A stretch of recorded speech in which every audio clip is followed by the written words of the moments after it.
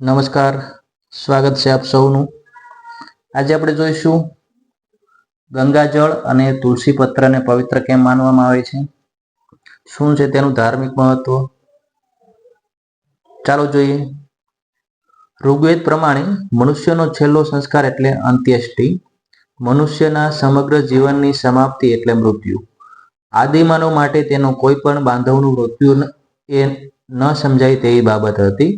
ફરતો ફરતો બોલતો ચાલતો મનુષ્ય અચાનક જ બધી ક્રિયાઓ બંધ કરીને નિશ્ચેતન બની જાય છે તે વાત તેના માટે આશ્ચર્ય સમાન અને વશની હતી।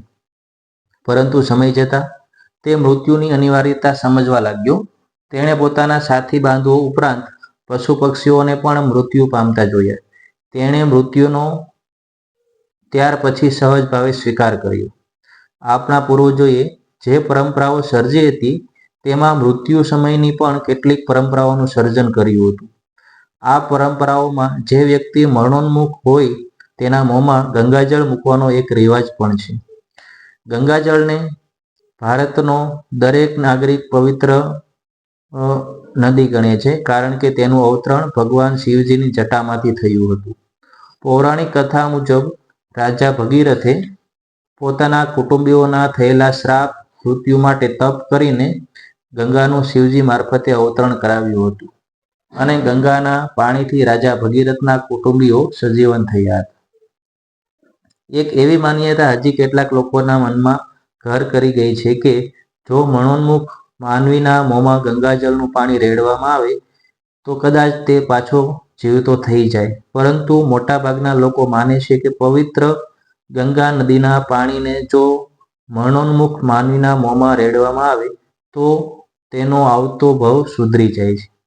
આ કારણને લીધે દરેક હિન્દુના ઘરમાં નાનકડી લોટીમાં ગંગાનું પવિત્ર જળ રાખી મૂકવામાં આવે છે।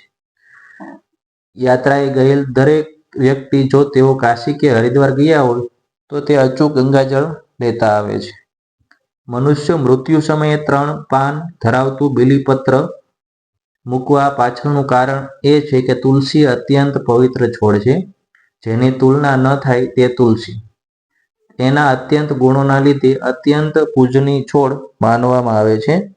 આથી ગંગાજળ મૂક્યા બાદ માનવી જ્યારે મૃત્યુ પામે છે ત્યારે પવિત્ર તુલસીપત્ર તે માનવીના મોંમાં ઉપર મૂકી તેના મૃત્યુની પવિત્રતાનો અનુભવ કરવામાં આવે છે।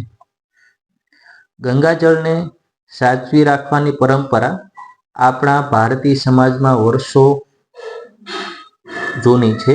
આધુનિક વિજ્ઞાને ગંગાજળ પર પ્રયોગો કર્યા છે અને જાણવા મળ્યું છે કે ગંગાજળમાં સૂક્ષ્મ જીવોનો વિકાસ અવરોધાય છે અને ગંગાજળ વર્ષોના વર્ષો જેવું ને તેવું રહ્યું છે।